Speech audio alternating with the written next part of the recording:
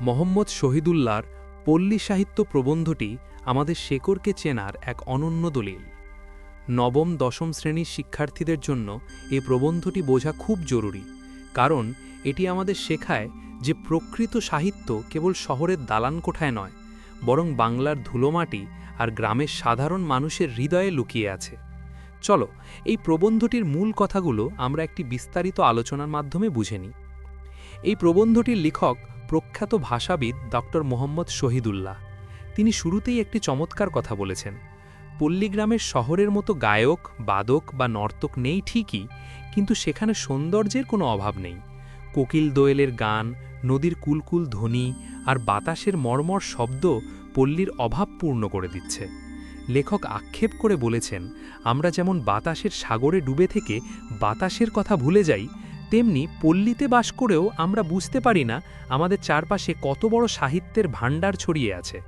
তিনি ডক্টর দীনেশচন্দ্র সেনের সংগৃহীত মৈমনসিংহ গীতিকার কথা উল্লেখ করে দেখিয়েছেন যে পল্লীর মদিনা বিবির রূপ আর গুণের কথা শুনে বিদেশের বড় বড় সাহিত্যিকরাও মুগ্ধ হয়েছেন, অথচ আজ কত শত পল্লী কবি অবহেলায় হারিয়ে যাচ্ছেন। তাদের চেনার বা সংগ্রহ করার মতো স্বেচ্ছাসেবক দল আমাদের নেই। এরপর লেখক পল্লীর রূপকথা বা উপকথার গুরুত্ব তুলে ধরেছেন। আমরা ছোটবেলায় ঝিঝি ডাকা সন্ধ্যায় দাদিমার মুখে যে আলাউদ্দিনের আশ্চর্য প্রদীপ বা রাক্ষসপুরীর রাজকন্যার গল্প শুনে ঘুমিয়ে পড়তাম, সেগুলো আরব্য উপন্যাসের গল্পের চেয়ে কোনো অংশে কম নয়। কিন্তু আধুনিক শিক্ষার স্রোতে এখনকার শিক্ষিত মায়েরা তাদের সন্তানদের আর রাখালের পিঠে গাছ বা পঙ্খিরাজ ঘোড়ার গল্প শোনান না, বরং শেক্সপিয়ার বা বিদেশি গল্পের অনুবাদ শোনান। এতে আমাদের ঐতিহ্যের সঙ্গে সম্পর্ক ছিন্ন হয়ে যাচ্ছে। লেখক বলছেন, যদি এই রূপকথাগুলো সংগ্রহ করা হতো, তবে দেখা যেত ইউরোপের কোনো পল্লীরমণীয় ঠিক একই রকম গল্প তার সন্তানকে শোনাচ্ছে। অর্থাৎ এই রূপকথাগুলো বিশ্বমানবের এক অভিন্ন সম্পদ। ইউরোপ আমেরিকায় ফোকলোর সোসাইটি আছে যারা এসব সংগ্রহ করে, কিন্তু আমাদের দেশে ঠাকুরমার ঝুলির মতো দু একটি বই ছাড়া আর বড় কোনো উদ্যোগ নেই। প্রবন্ধের একটি আকর্ষণীয় অংশ হল প্রবাদ প্রবচন এবং খনার বচন। লেখক দেখিয়েছেন কিভাবে শেক্সপিয়ারের রাক্ষসের ডাকের সাথে আমাদের পল্লীর হৌ মাউ খাউ মিলে যায়। এর থেকে বোঝা যায় এককালে হয়তো ইংরেজ আর বাঙালির পূর্বপুরুষরা একই সাথে বাস করত। প্রবাদ বাক্য যেমন দাঁত থাকতে দাঁতের মর্যাদা নেই, বা খনার বচন কলা রুয়ে না কেটোপাত, তাতেই কাপড় তাতেই ভাত, এগুলোর মধ্যে কয়েক যুগের অভিজ্ঞতার ফল লুকিয়ে আছে। এমনকি পিড়িয়ে বসে পেরোর খবর, এরকম প্রবাদের মধ্যে প্রাচীন বাংলার রাজধানী পান্ডুয়ার ইতিহাসও লুকিয়ে আছে।